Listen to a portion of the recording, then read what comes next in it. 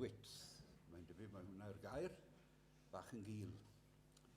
Fe fydd y sesiwn yma'n yn Saesneg, a dwi am gyflwyno Anthony yn Saesneg, lle bod iddo fe wybod, nid trwy gyfieitha, beth yw'r pethau neis sy'n ni'n gweud amdano fe.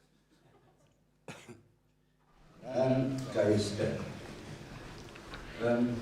welcome Anthony Reddie, Professor Anthony Reddie, known to me as Anthony G, with a pork pie hat and the leather coat. Now, I did discuss with Anthony what kind of introduction he wanted. Do I give the full works or a potted version? He said, do what you want. So I'll give a potted version. I won't mention 17 books that he's authored. He said that they're all out. Ond yn wreiddiol o Bradford, originally from Bradford, rooted in the Methodist tradition, both as a scholar and also as a Methodist lay preacher. He served the Methodist Church in training its preachers and clergy, enabling those preparing for the ministry to engage with issues of race, class and diversity. And he also served for a period as the mission secretary for URA, for the Council for World Mission. And during that time, his contribution to the work of CWM was invaluable, particularly with the research into the legacies of slavery. A fellow of Wesley House, Cambridge, and director of the Oxford Centre for Religion and Culture within the Oxford University. Anthony is also the editor of the Black Theology International Journal. In his own words, if I can sum it up, off his Facebook or Twitter account, I'm not sure which, Anthony, black theologian, popular educator, writer, editor, dramatist. I have to say that it's kind of unique in the category of work, because I don't know many aging Welsh nationalists, socialists. So definitely my this tension of coming enough to the fact that all of us, our context is never static. That we are often on, if not a literal journey, then certainly a metaphorical journey. It's summed up for me in the words that come from a dear friend of mine, a Ghanaian theologian who lived for many years in a guy called Emmanuel Marty. And in his book, In Living Colour, Marty says that the challenge of being human in all its contexts is this tension between holding in tension the root R-O-O-T, that all of us come from a particular place. We're shaped by stories and narratives, we're shaped by history and experience. And the root, R-O-U-T-E, that says that actually our living is never static, that we are on a journey. And what Marty says is, it says, if you imagine in metaphorical terms, all of us have a knapsack on our back. And in the knapsack, we put all the things that matter, all the things that we treasure, all the things that we think are hugely important to us. But of course, that knapsack has a specific dimensions of space. It can only hold so much. And so the tension is, he says, that when you go on your journey, and of course, like you fill it with all the things that are important when you're setting out on your metaphorical journey. So as you go along, and you meet new things that are important, new people that are important, new experiences that are important. Here's the challenge. That you can only squash so much into your knapsack. So what then do you take out in order to put something new in? And Marty says that these things are held in tension because they're never entirely resolved absolutely. If you work on the basis that actually, once I've started out with the things I've put in my knapsack, I never need to change, but I will just continue oblivious, then what you end up with, at its worst, is a kind of fundamentalism. that says that at one point, we, whoever the we is, were defined by these things in our sack, and we've never changed. And in some respects, that is how our churches have operated. I'm sure you have never heard the words, infamous words said in a church meeting, but we've always done it like that. I'm sure you've never heard that. You certainly have. It's going to be Methodist meetings, but like we've always done it like that. So the equivalent of saying we put the stuff in the knapsack, and what is in there stays there. You are swayed by whatever is the next fancy gimmick that comes along. So something is shiny and marbly, and you put it into your knapsack, think it's fantastic, and then you throw out something that might be there for centuries because you have no sense of judgment of one thing versus another. Now clearly this is a human challenge. It's a human challenge on a cosmic scale, in terms of how we live as humanity. But it's also a very individual one in terms of how each of us lives our lives. In terms of as we journey through. And certainly I'm 58, I'll be 59 in October, and all of a sudden now I'm aware of things that seem quite important now that I took for granted when I was maybe 16 or 17. That as we get older and as our context changes, there's always often a temptation to look back, and that was my third story very quickly. There's also a temptation to look back because as a Christian faith, where our dominant narratives come from Scripture that is in the past, there's always a temptation to look back at the past through rose-coloured glasses and to assume that the past is always better than the future that God has open for us.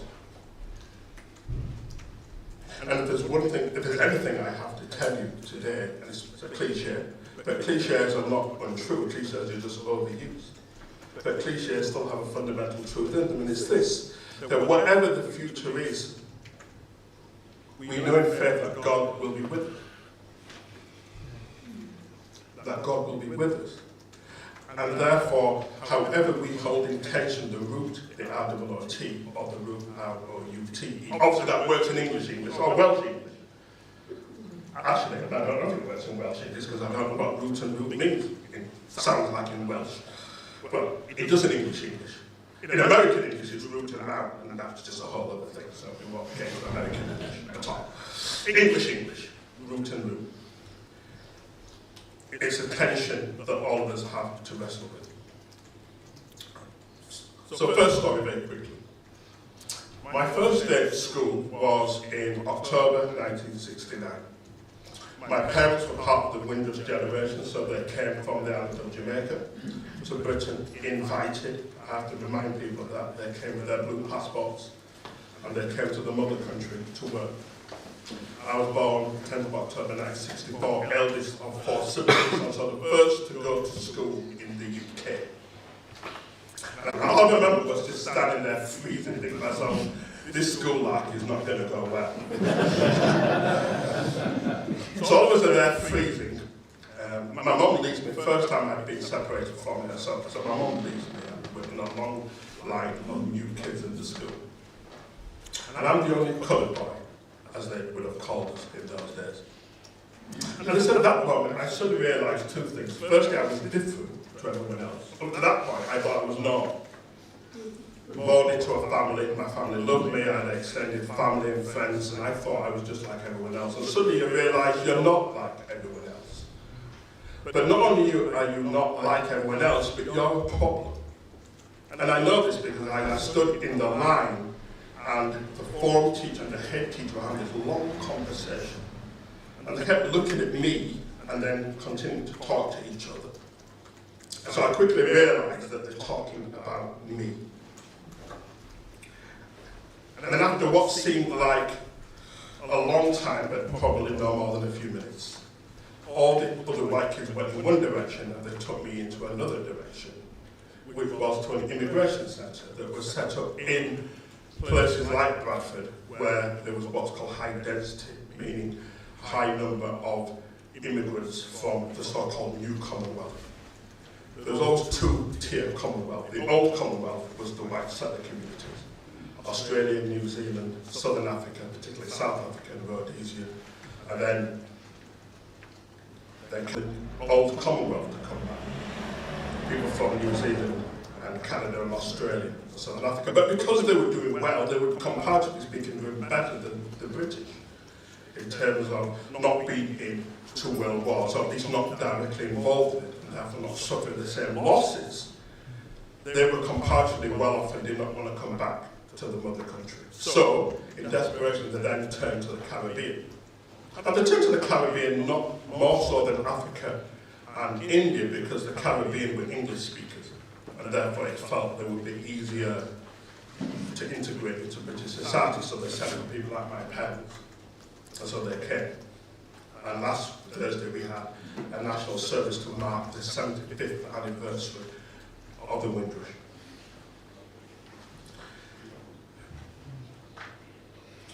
So they sent me to this immigration centre. And I still maintain that in all my long educational experience, this is actually factual. But on the other hand, I think there is a truth in it. So, probably on the 3rd day when my mum came to pick me up, the form teacher said to my mum, "Mrs. Reddie, before you go, I just have to say, your son is remarkably gifted." Which, of course, is what every mother wants to hear about any of their children. I'm remarkably gifted. She says, "Consider it." And my mum said, "Considering what exactly?" She says, "Well, because he comes from Africa." And my mum says, "No, he was born in St. Luke's Hospital here in Blynyddol." Now, you would have thought that the thick Yorkshire accent might have been a bit of a giveaway, but clearly it wasn't. At which point, they then realised the error of their ways and swiftly moved me into the main school. Because what they realised was that their presumption that I was different from them was based upon their ignorance of their own empire. That my parents were born in the Caribbean and they were never taught African history or Caribbean history, they were taught British history. So to her dying day, my mother had a love of Shakespeare because she was taught that in schools in Jamaica. So I was influenced by my mother, and so, but they never saw that. What they saw was someone who was not, they thought was just different. I tell that story because one of the things I realised within my first couple of years then being in the school was how much part of my life was defined by this sense of being bicultural. Now clearly I know I'm speaking to a home audience here on that regard. In terms of, so how then do you hold in tension a larger culture that is dominant and has power, and the subculture that is hugely important, but you are given all the clear sense that it's not as important, or in many respects it's not even to be something to have any pride over. So on my fourth day, so the first 3 days in the immigration centre, on my 4th day I was in normal school and we went for lunch. And we had soup.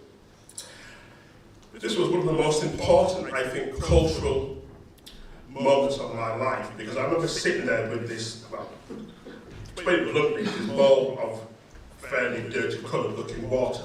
And it was called soup. Now, if you know anything about Caribbean soup, soup is, well, it's not a stew.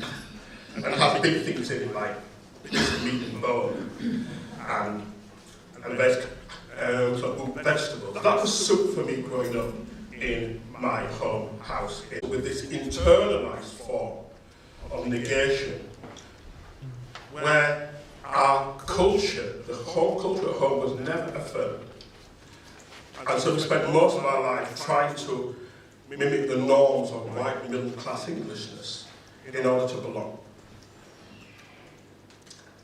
And that's had a profound impact, not just upon us as individuals, but our relationship, therefore, to the nation as a whole, but also to that sense of what it is to belong, certainly even within the church. Because the church culture was that of the broader culture of the nation, well, certainly of Bradford, and not the culture in which I grew up with at home.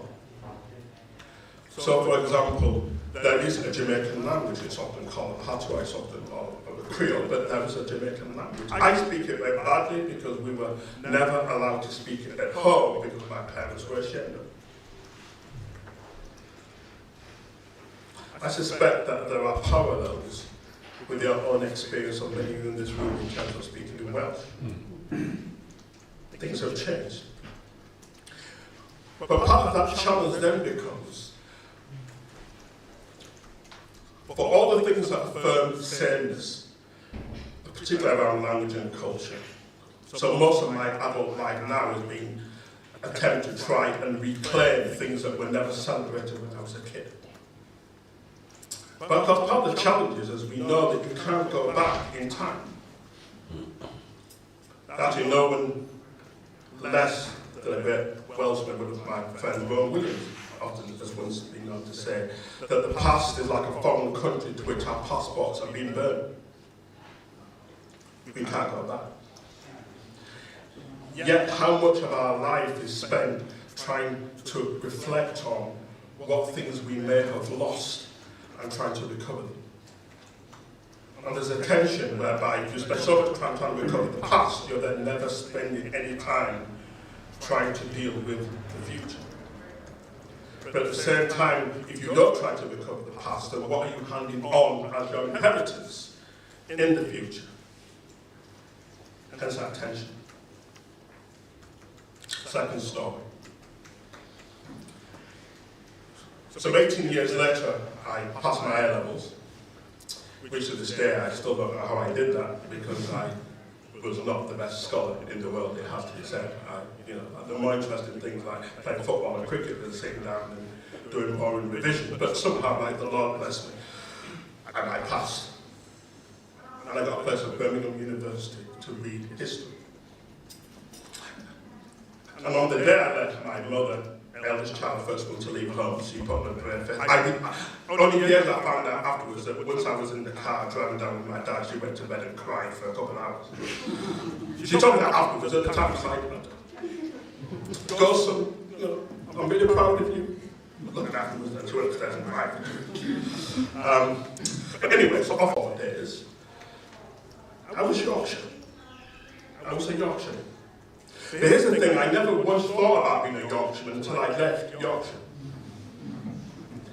I never once woke up, believe it or not, on a morning, beat my chest and thought, I come from Bradford, God's own city. I'm a Yorkshire. No, I never did that. I just kind of got on with life as you do. It's only suddenly now I'm in Birmingham. And although I've lived there for 39 years, I'm not a Brummie. I like Birmingham, but I'm not a Brummie. I'm still a Yorkshire. And of course I'm all the more Yorkshire because I don't live there. There's a whole subcategory of professional Yorkshiremen who love Yorkshire, that's why we don't live there, but we talk so powerfully about how much we love it. Like Michael Parkinson, it's like, so tell you all about going to Barnsley, and you love Barnsley. Yeah, but like, you don't live there, Michael, and like you lived in Surrey for more of your life than you lived in Barnsley. But it's often said that you can take the man out of Yorkshire, but you can't take Yorkshire out of the man. So here's the thing, and again, I'm sure this has no resonance with you whatsoever. But like, those kind of people who become a professional, whatever place they come from, because they now live in another place. And they take on every set of stereotypes and every set of romanticism that comes from the place, which they would never do if they lived there, but now that you don't live there, you become super whatever it is you are. So I know I'm in Birmingham, and I'm a super Yorkshire. Our lives that would never have existed if I lived in Yorkshire. So I still remember being from a smaller place, you tend to be obsessed with the bigger place. In a way, it was the bigger place where you just couldn't give a damn about a smaller place. So, if you come from Bradford, we are obsessed with how big Leeds is. And we are obsessed with the fact that Leeds thinks it's better than us, and we're better than Leeds, and we don't like Leeds, etc., etc., etc. If you come from Leeds, I'm sure that you don't even give Bradford a second thought. And all of a sudden, I found myself being bound to a P, because we come from Yorkshire, in ways that would have never existed if we had still been in Yorkshire, because we would have hated each other. But suddenly, we're now bound by these illusionary things that we now suddenly bind us together. Even though the truth is we are very different people. He came from round here. If you know anything about Leeds, round here is very posh. And also went to private school. I'm a working class hoik from a comprehensive school that was more like a zoo than a school. So at any given time, if you were to take a cross-section of 100 students from Tong Comprehensive School, probably about 99 of them did not want to be there. I was that small percentage of a bookish nerd who quite liked school. But no one else did, so. But suddenly I now feel bound to Pete, even though his life experiences and mine have nothing in common. But we've now manufactured this sense of identity, because like we're both in exile, so like we're now both super Yorkshire. To the point where I remember suddenly supporting Yorkshire cricket, which, trust me, I never did when I was in Bradford.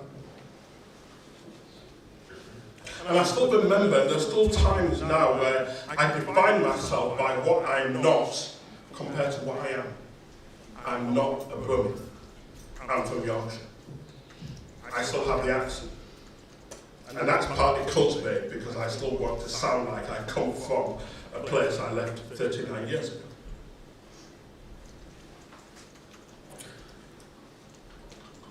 Part of the challenge of my journey from Yorkshire to Birmingham, and now I live in Birmingham but work in Oxford. And here's the thing about being in Oxford, I'm now super working class because I work in Oxford. So you know, so I'm a proletarian, working class, black socialist, even though the truth is I stopped being working class for the moment I went to university and got a university education, but I don't care. I'm still a man of the people, you understand. Hence I hold quite high. I still imagine myself in a particular way. Now here's the thing about being human, so much of how we think of ourselves is not shaped by nostalgia, it's shaped by a kind of romanticism. It's shaped by a particular way of thinking about yourself, which if there is a truth in it, it's only a relatively small amount of truth, because the rest of it is artifice, it's made up, it's constructed. It's not to say it's not important, but it's not absolutely true. A lot of how I have lived my life has been a dialogue with my younger self, trying to catch a certain type of authenticity around what it means to be Bradford and Yorkshire that really doesn't exist. So I found myself occasionally sat in a pub with other friends from Yorkshire, arguing about who's most Yorkshire, which is utterly absurd, but yet it gets played out because none of us live there anymore. And actually what we're responding to is, as I said, a kind of romanticism as to what our past was like and how we defined ourselves. It's the R-O-O-T, but doesn't take account of the R-O-U-T-E, particularly when we think of issues of class. Which brings me to my last story. Perhaps this is the hardest one of all three to wrestle with because it's contemporary.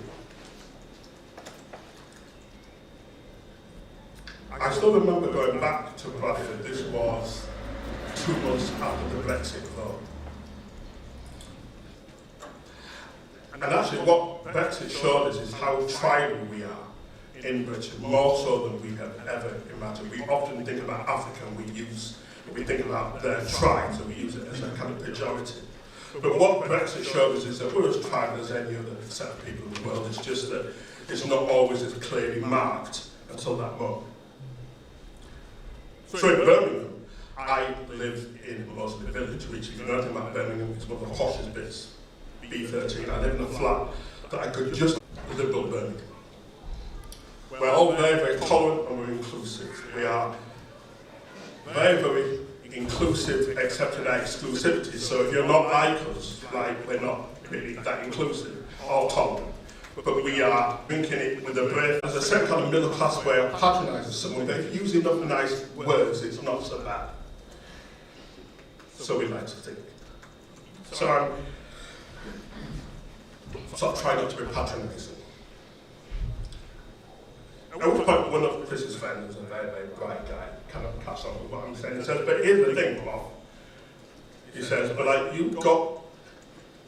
you forfeited the right to tell us what to do when you left us. Encouraged to leave. Everything about my upbringing was nationalised in the church and in school was to progress into something that would be superior. Is fundamentally a sense of saying some people are more important and more significant than others. And the truth is our church has kind of fallen to that trap as well.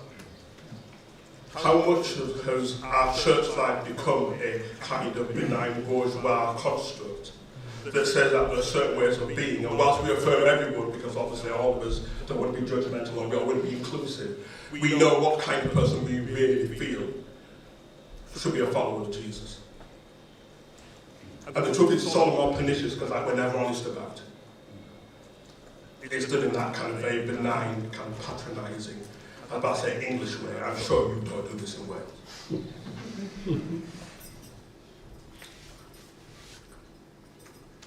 So in conclusion, 3 stories about my experience, not judging that onto you. But here's that continuing challenge to go back to again. How do we hold in tension the root RWOT, the things that have shaped us? Acknowledging that not everything was ever perfect in the past, and actually there's some things that we should put down. This language that I don't know quite. The past was not perfect. As I said, I come from Africa where Shorter never played for Wales Rugby Union because there was a colour bar. So people like Billy Boston and Clive Sullivan are heroes in our part of the world and yet barely known in Wales because they were born at the wrong time when Wales did not pick black players. So not everything about the root is to be celebrated. It's to be held in tension. Final thing to say, and I say this as a socialist, so I apologise for those who don't get my socialism. Actually, that's a little bit kind of English artifice. I apologise. No, I don't apologise. After all, I'm named after Tony Benn, so it is. Yeah, and that is a line of my RWOT. My dad was a trade unionist and named me after Tony Benn. He's a favourite politician. And it's this. However we decide what the root and the root is, the best way of doing it is always through a collective, shared engagement with each other. It's always the best done. So people say to me, Anthony, what's the best form of government? Well, I would say it is a form of collectivism. And why do I say that? Because Acts chapter 2, where the disciples hold all things in common, that's what it informs my faith. So actually, my socialism doesn't come from Marx, it comes from Jesus. And comes from the early disciples who decided that it was far better if you shared, and far better if you looked after the weakest and the most marginalised than if you worked on the basis of a kind of selection that says that the most talented get to go to the front and sort everyone else out. Holding in tension the RWOT and the ROUT. Thank you.